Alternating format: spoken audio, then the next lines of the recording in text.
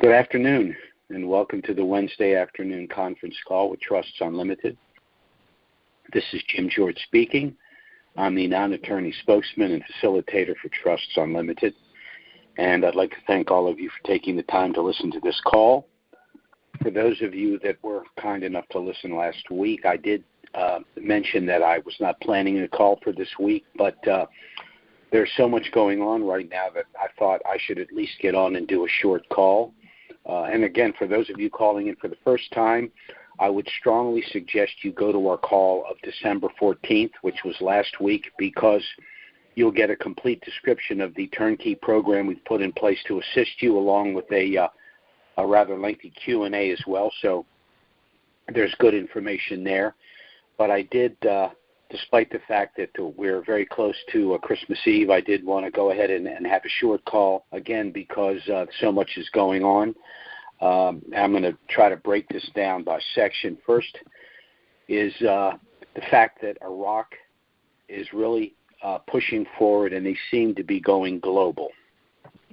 And this is important for the reinstitution and revaluation of their currency. Now, what do I mean by this? Well, first, they've established for the first time an electronic platform for online trading, the stock exchange. They've also established a digital platform for their currency auctions. Now, this is not only important in terms of moving to a position globally, but it does something very important domestically and internally. It basically neutralizes the Iranians, because the Iranians have been making a lot of money by skimming these processes, but by going electronic and by going digital, they've cut them out of their ability to skim, and that's important. The other thing it does is it neutralizes also the corrupt pro-Iranian officials within the government, and most particularly Maliki. So these guys have finally, after all of these years, literally decades, been kicked to the curb. That's where they belong, and this is good news. Second, Iraq is developing into a modern nation-state with national sovereignty. The struggle has been between the creation of a nation-state and their tribal state for nearly 2 decades. And we have 3 factions, the Shia, the Sunni, and the Kurds. Fortunately, the last 2 prime ministers, one Kazemi, part of the caretaker government, and now Soudani, while they are Shia, they are moderate Shia, and they were working toward national sovereignty, not any kind of sectarian or tribal sovereignty of one group over another. So that's very important. What we've also witnessed is finally the implementation of Article 140 and working through their final negotiations with implementation of the hydrocarbon law. Now, these are 2 very important components to the reinstitution of the dinar. First, Article 140. What is it? Saddam Hussein had unfortunately committed genocide against the Kurds in Kurdistan, and as he literally, and in one day he did kill over 5,000 Kurds. As he was killing these people and moving them out of the urban areas, he was literally bringing in, quote-unquote, Arab population. So 140 basically is the de-Arabization of Kurdistan. The hydrocarbon law has to do with the pro-rata distribution of the revenue from the sale of petroleum globally. And since many, arguably most of the most productive oil wells are in Kurdistan, it seemed only fair that the Kurds receive their proportionate share of the profit. There's some minor language that's being hammered out, but my understanding is that the hydrocarbon law is basically done. It's just a matter of literally dotting a few I's and crossing a few T's. So when that's done, the full implementation of Article 140 and the full implementation of the hydrocarbon law are the final component for the reinstitution and revaluation of the dinar. Now, this is all part of the monetary reform. The confusion seems to be in what's going on with the dinar relative to the U.S. dollar in country, and when they finally reinstitute and revalue, are we looking at a LOP? Are we looking at a redenomination? And then when they revalue globally, are we looking at a pairing? Now, when we discuss the issue of a LOP versus a redenomination, these are very nuanced, kind of technical and complicated explanations. It's not important to understand that. What you need to understand with regard to the reinstitution is that whether it's done literally by going one-to-one with the dollar or over several months going from, say, $14.50 to $11.90 and then approaching one-to-one with the dollar, the objective of the reinstitution is for the Iraqi citizens in country to utilize their own Iraqi dinar for the exchange of goods and services. So whether it's a LOP or a denomination is irrelevant. The most important thing, again, is that the Iraqi citizen use their own currency in country. Now, once that does occur and we go to the global revaluation, what will happen is the dinar will be recognized as formally depegged from the U.S. dollar, although, and I'll explain in a moment why it's a de facto depeg in country right now as we speak, but it'll be officially depegged from the U.S. dollar, be part of the IMF basket, will be on the Forex. When we talk about pairing, we're talking about the value of the currency relative to other currencies. Right now, for example, I think I haven't looked at it recently, but the Kuwaiti dinar was worth more against the dollar than any other currency. Now, Kuwait is a very small country, but Kuwait makes much of its wealth through the transport of petroleum through the Persian Gulf. Many of the Mideast countries are the largest producers of petroleum, and in order to take that petroleum to market, they have to go through the Persian Gulf in order to disseminate it globally. Well, in order to do that, they have to go through Kuwait. So Kuwait is in essence become a very wealthy country, and their currency is very well valued against the dollar because they are in essence the global middleman. However, the wealth of Kuwait is literally dwarfed by the potential wealth of Iraq. So the Iraqi dinar, at some point when it settles in, is going to have to be worth conservatively as much as the Kuwaiti dinar, if not more. And the Kuwaiti dinar is at or perhaps even above, I should have looked before I made the call, but it's at or above $4 US. So the Iraqi dinar over what I think will be not very long from now will be worth a substantial amount. Now, as a side note, a year and a half ago or thereabouts, the Iraqi dinar dropped down to $14.50, and a lot of people were extremely disheartened. They said that, the dinar was never going to reinstitute and revalue. They just had spent years and much money investing for naught. My response at the time was that's not in fact the case. The reason they dropped to $14.50 was precisely in order to collect the 3-0 provisional currency. Well, why would the CBI want to do that? It's part of the CBI operations. They need to get the provisional 3-0 currency off the street precisely because they plan on reinstituting, and there are certain players that, for a number of reasons, nefarious players, they do not want to be in possession of this 3-0 currency. Now let's move on a little bit and talk about what's going on right now with the currency. The concern, once again, is that the dinar had lost value against the U.S. dollar.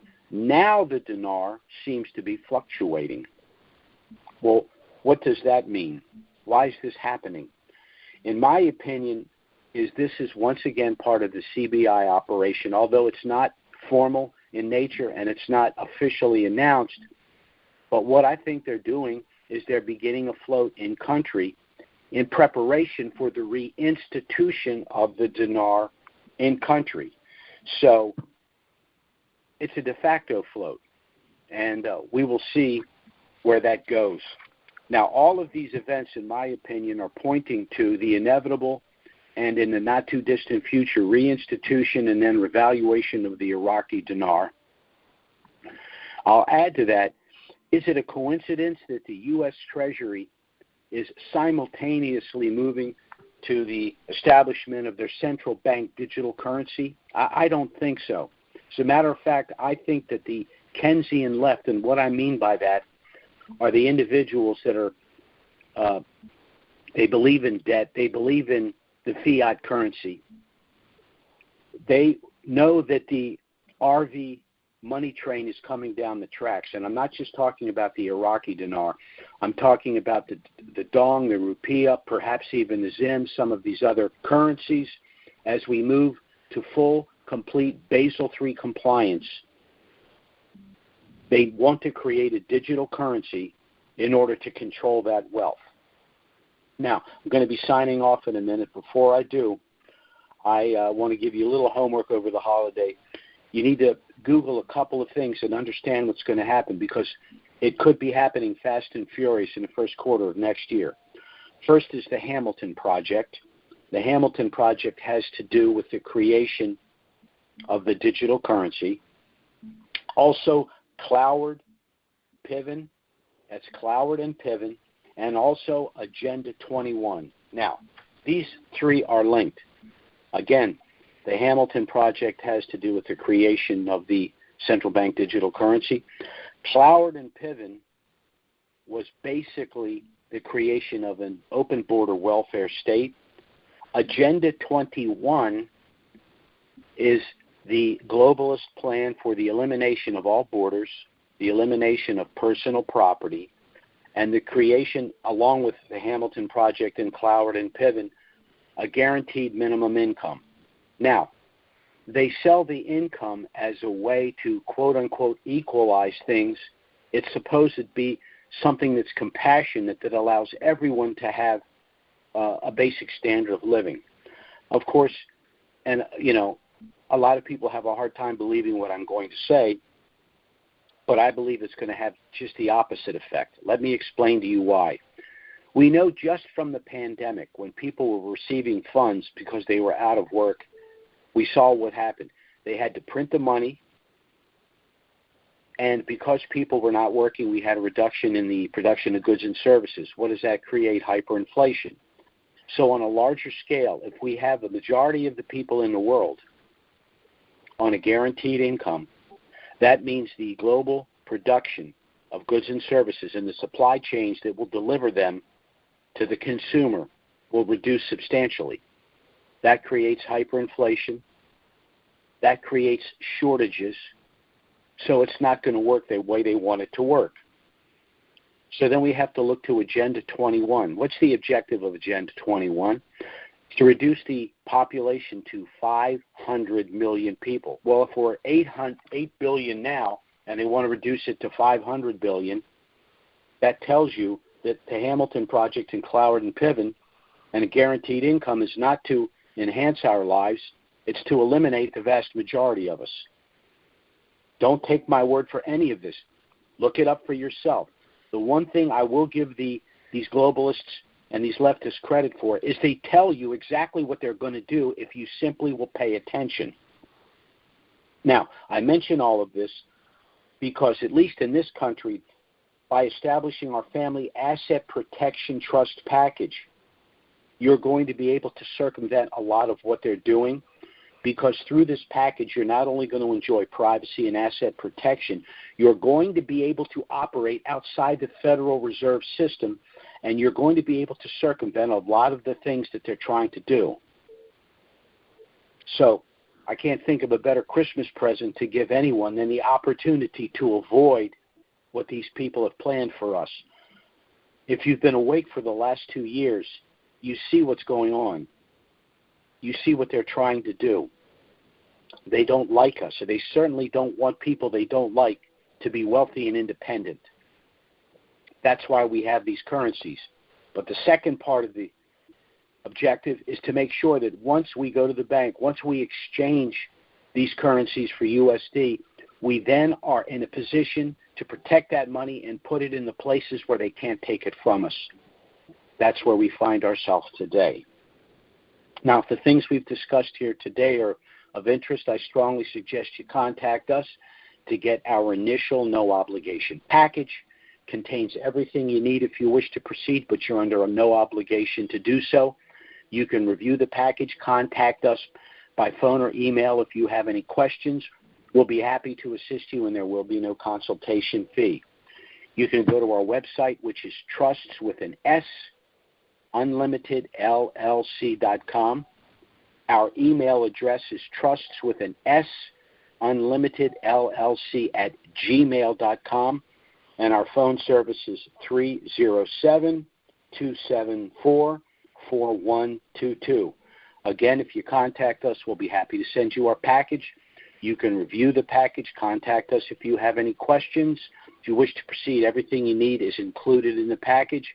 We'll be happy to assist you in every way.